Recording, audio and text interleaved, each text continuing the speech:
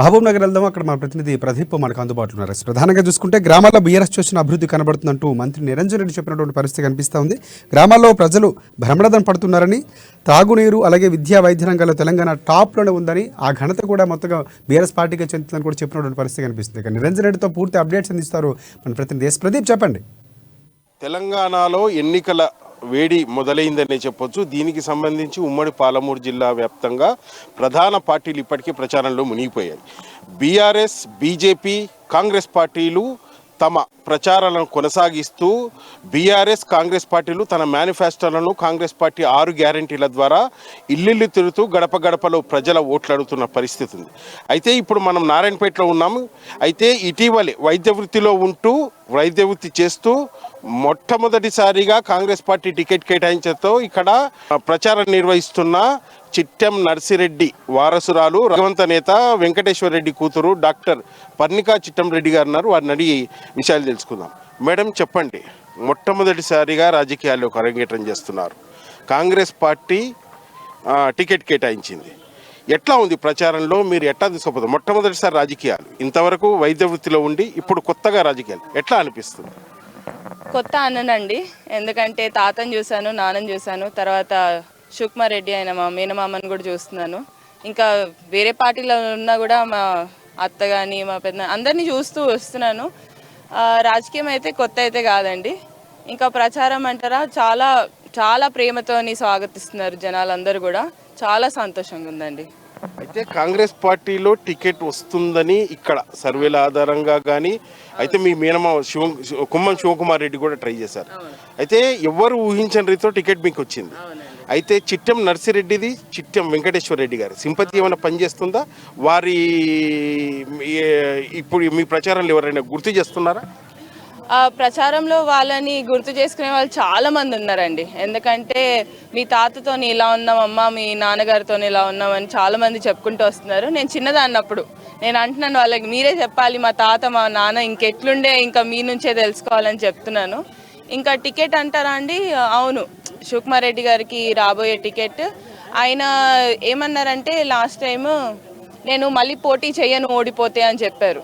ఇంకా దాంతోపాటు మొన్న మామగారు, నాకు మొన్నటి వరకు తెలియదండి, మా మామగారు ఏదైతే మా నాన్నగారు ఆశయాలను ముందుకు గీసుకొని 18 ఏళ్ళుగా ప్రచారం ఏదైతే సేవాభావంతో ముందుకు వస్తున్నారో అదంతా చూసి అన్నారంట, అప్పుడే మాట ఇచ్చారంట, వాళ్ళ చితి మీద ప్రమాణం చేసి మాట ఇచ్చారంట, 2 పిల్లల్ని సమానంగా పెంచుతాను, నా పిల్లల కంటే కొంచెం ఎక్కువ చూసుకొని మరీ పెంచుతానని.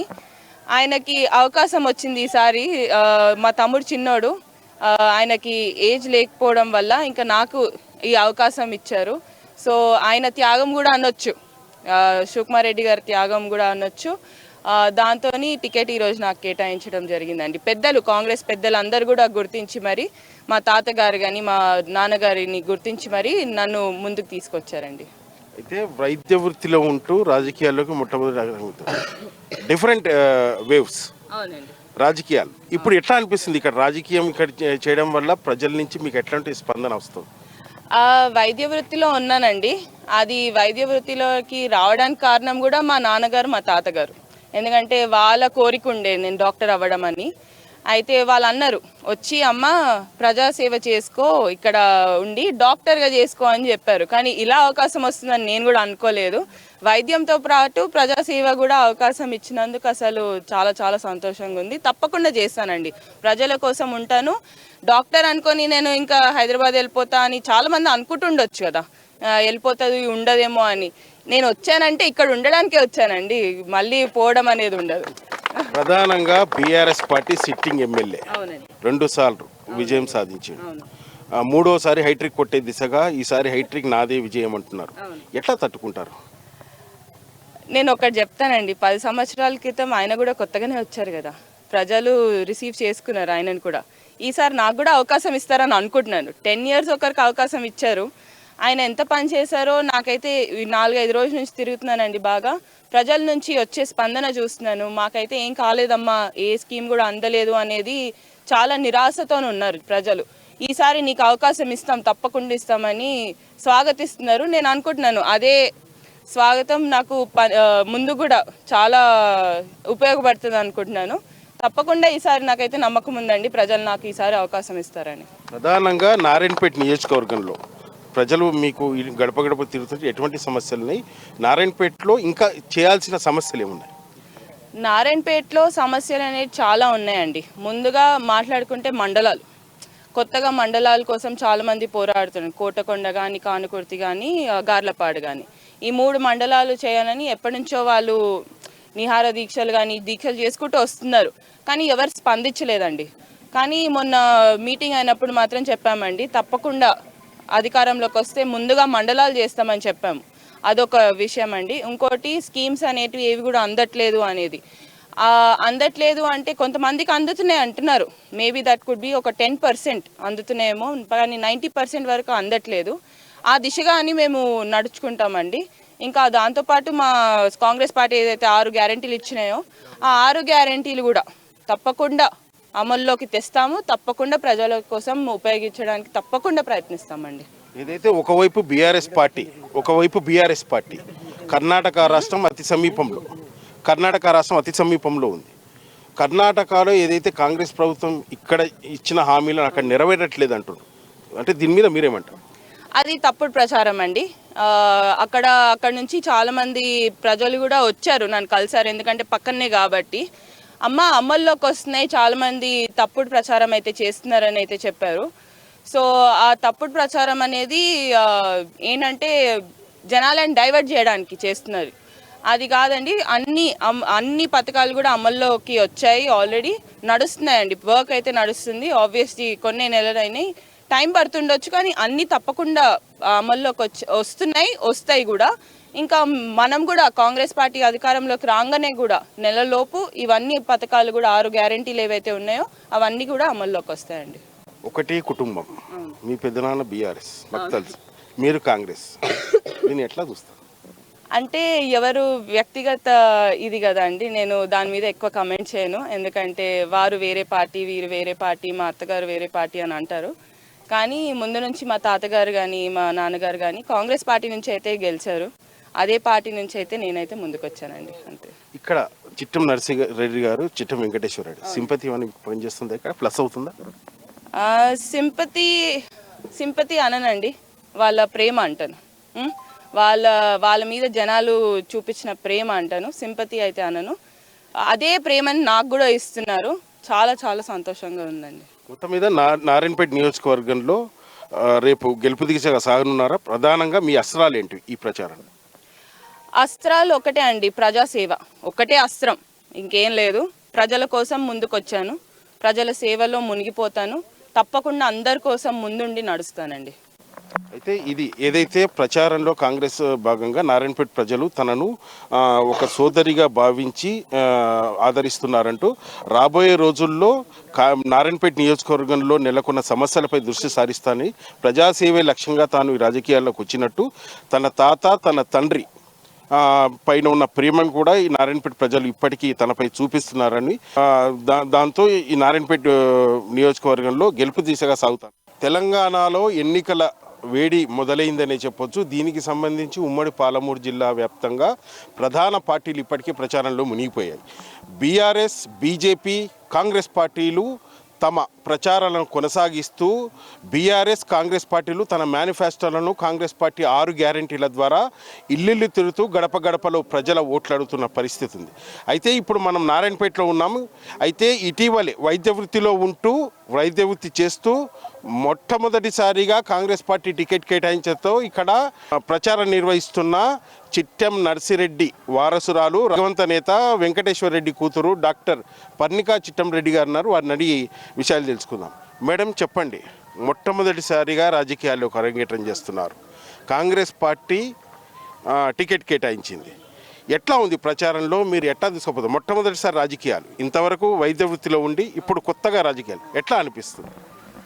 కొత్త అన్ననండి, ఎందుకంటే తాతను చూశాను, నాన్నని చూశాను, తర్వాత సుకుమారెడ్డి అయిన మా మేనమామని కూడా చూస్తున్నాను. ఇంకా వేరే పార్టీలో ఉన్నా కూడా మా అత్త కానీ మా పెద్ద అందరినీ చూస్తూ వస్తున్నాను.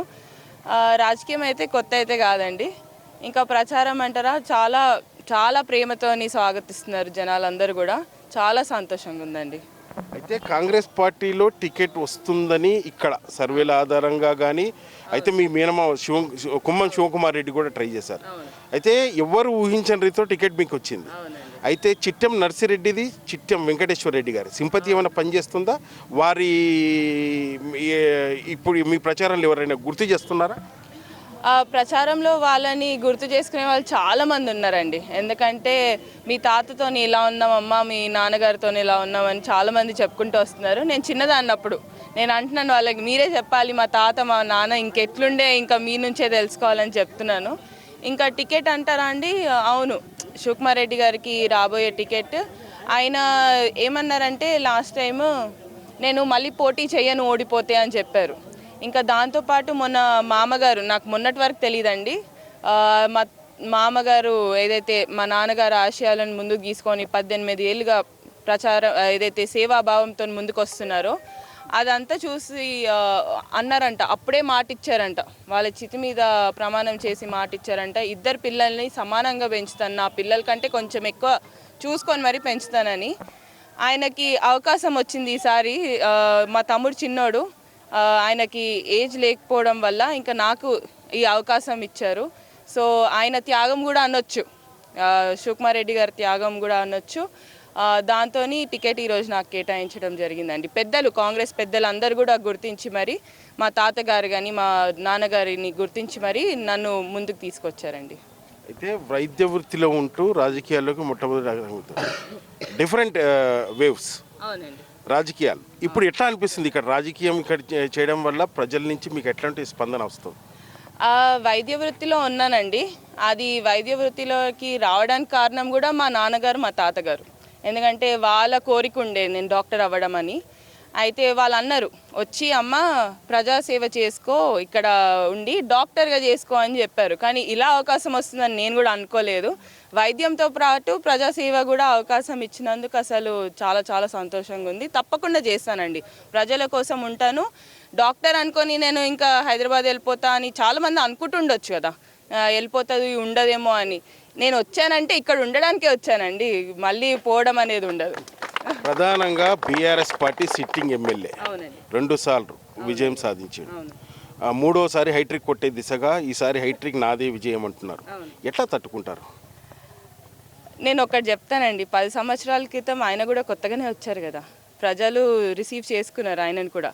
ఈసారి నాకు కూడా అవకాశం ఇస్తారని అనుకుంటున్నాను. 10 years ఒకరికి అవకాశం ఇచ్చారు. ఆయన ఎంత పని చేశారో నాకైతే 4-5 రోజుల నుంచి తిరుగుతున్నానండి. బాగా ప్రజల నుంచి వచ్చే స్పందన చూస్తున్నాను. మాకైతే ఏం కాలేదమ్మా, ఏ స్కీమ్ కూడా అందలేదు అనేది చాలా నిరాశతో ఉన్నారు ప్రజలు. ఈసారి నీకు అవకాశం ఇస్తాం, తప్పకుండా ఇస్తామని స్వాగతిస్తున్నారు. నేను అనుకుంటున్నాను అదే స్వాగతం నాకు ముందు కూడా చాలా ఉపయోగపడుతుంది అనుకుంటున్నాను. తప్పకుండా ఈసారి నాకైతే నమ్మకం ఉందండి, ప్రజలు నాకు ఈసారి అవకాశం ఇస్తారని. ప్రధానంగా నారాయణపేట నియోజకవర్గంలో ప్రజలు మీకు గడప గడప తిరుగుతుంటే ఎటువంటి సమస్యలు ఉన్నాయి? నారాయణపేటలో ఇంకా చేయాల్సిన సమస్యలు ఏమున్నాయి? నారాయణపేటలో సమస్యలు అనేవి చాలా ఉన్నాయండి. ముందుగా మాట్లాడుకుంటే మండలాలు, కొత్తగా మండలాల కోసం చాలామంది పోరాడుతున్నారు. కోటకొండ కానీ, కానుకుర్తి కానీ, గార్లపాడు కానీ, ఈ 3 మండలాలు చేయాలని ఎప్పటి నుంచో వాళ్ళు నిహార దీక్షలు కానీ దీక్షలు చేసుకుంటూ వస్తున్నారు. కానీ ఎవరు స్పందించలేదండి. కానీ మొన్న మీటింగ్ అయినప్పుడు మాత్రం చెప్పామండి, తప్పకుండా అధికారంలోకి వస్తే ముందుగా మండలాలు చేస్తామని చెప్పాము. అదొక విషయం అండి. ఇంకోటి స్కీమ్స్ అనేటివి ఏవి కూడా అందట్లేదు అనేది. అందట్లేదు అంటే కొంతమందికి అందుతున్నాయి అంటున్నారు. మేబీ దట్ కుడ్ బి ఒక 10% అందుతున్నాయేమో, కానీ 90% వరకు అందట్లేదు. ఆ దిశగా అని మేము నడుచుకుంటామండి. ఇంకా దాంతోపాటు మా కాంగ్రెస్ పార్టీ ఏదైతే 6 గ్యారెంటీలు ఇచ్చినాయో ఆ 6 గ్యారెంటీలు కూడా తప్పకుండా అమల్లోకి తెస్తాము. తప్పకుండా ప్రజల కోసం ఉపయోగించడానికి తప్పకుండా ప్రయత్నిస్తామండి. ఏదైతే ఒకవైపు బీఆర్ఎస్ పార్టీ కర్ణాటక రాష్ట్రం అతి సమీపంలో ఉంది. కర్ణాటకలో ఏదైతే కాంగ్రెస్ ప్రభుత్వం ఇక్కడ ఇచ్చిన హామీలను అక్కడ నెరవేరట్లేదు అంటున్నారు. అంటే దీని మీద మీరేమంటారు? అది తప్పుడు ప్రచారం అండి. అక్కడ నుంచి చాలామంది ప్రజలు కూడా వచ్చారు, నన్ను కలిసారు. ఎందుకంటే పక్కనే కాబట్టి అమల్లోకి వస్తున్నాయి, చాలామంది తప్పుడు ప్రచారం అయితే చేస్తున్నారని అయితే చెప్పారు. సో ఆ తప్పుడు ప్రచారం అనేది ఏంటంటే జనాలను డైవర్ట్ చేయడానికి చేస్తున్నారు. అది కాదండి, అన్ని పథకాలు కూడా అమల్లోకి వచ్చాయి, ఆల్రెడీ నడుస్తున్నాయండి. వర్క్ అయితే నడుస్తుంది. ఆబ్వియస్లీ కొన్ని నెలలు అయినాయి, టైం పడుతుండొచ్చు, కానీ అన్నీ తప్పకుండా అమల్లోకి వస్తాయి కూడా. ఇంకా మనం కూడా కాంగ్రెస్ పార్టీ అధికారంలోకి రాగానే కూడా నెలలోపు ఇవన్నీ పథకాలు కూడా 6 గ్యారెంటీలు ఏవైతే ఉన్నాయో అవన్నీ కూడా అమల్లోకి వస్తాయండి. ఒకటి కుటుంబం, మీ పెద్దనాన్న బీఆర్ఎస్ మాకు తెలుసు, మీరు కాంగ్రెస్, దీన్ని ఎట్లా చూస్తారు? అంటే ఎవరు వ్యక్తిగత ఇది కదా అండి, నేను దాని మీద ఎక్కువ కమెంట్ చేయను. ఎందుకంటే వారు వేరే పార్టీ, వీరు వేరే పార్టీ, మా అత్తగారు వేరే పార్టీ అని అంటారు. కానీ ముందు నుంచి మా తాతగారు కానీ మా నాన్నగారు కానీ కాంగ్రెస్ పార్టీ నుంచి అయితే గెలిచారు. అదే పార్టీ నుంచి అయితే నేనైతే ముందుకు వచ్చానండి, అంతే. ఇక్కడ చిట్టం నరసింహారెడ్డి గారు, చిట్టం వెంకటేశ్వర రెడ్డి సింపతి అని పనిచేస్తుంది, ఇక్కడ ప్లస్ అవుతుందా? సింపతి అననండి, వాళ్ళ ప్రేమ అంటాను. వాళ్ళ మీద జనాలు చూపించిన ప్రేమ అంటాను, సింపతి అయితే అనను. అదే ప్రేమని నాకు కూడా ఇస్తున్నారు, చాలా చాలా సంతోషంగా ఉందండి. మొత్తం మీద నారాయణపేట నియోజకవర్గంలో రేపు గెలుపు దిశగా సాగనున్నారా? ప్రధానంగా మీ అస్త్రాలు ఏంటివి ఈ ప్రచారం? అస్త్రాలు ఒకటే అండి, ప్రజాసేవ ఒకటే అస్త్రం, ఇంకేం లేదు. ప్రజల కోసం ముందుకొచ్చాను, ప్రజల సేవలో మునిగిపోతాను, తప్పకుండా అందరి కోసం ముందుండి నడుస్తానండి. అయితే ఇది ఏదైతే ప్రచారంలో కాంగ్రెస్ భాగంగా నారాయణపేట ప్రజలు తనను ఒక సోదరిగా భావించి ఆదరిస్తున్నారంటూ రాబోయే రోజుల్లో నారాయణపేట నియోజకవర్గంలో నెలకొన్న సమస్యలపై దృష్టి సారిస్తానని, ప్రజాసేవే లక్ష్యంగా తాను ఈ రాజకీయాల్లోకి వచ్చినట్టు, తన తాత తన తండ్రి పైన ఉన్న ప్రేమను కూడా ఈ నారాయణపేట ప్రజలు ఇప్పటికీ తనపై చూపిస్తున్నారని, దాంతో ఈ నారాయణపేట నియోజకవర్గంలో గెలుపు దిశగా సాగుతానంటున్నారు. ఇది ఇక్కడి పరిస్థితి. వీడియో జర్నలిస్ట్ రాజేష్తో ప్రదీప్, అమ్మా న్యూస్, నారాయణపేట నుంచి.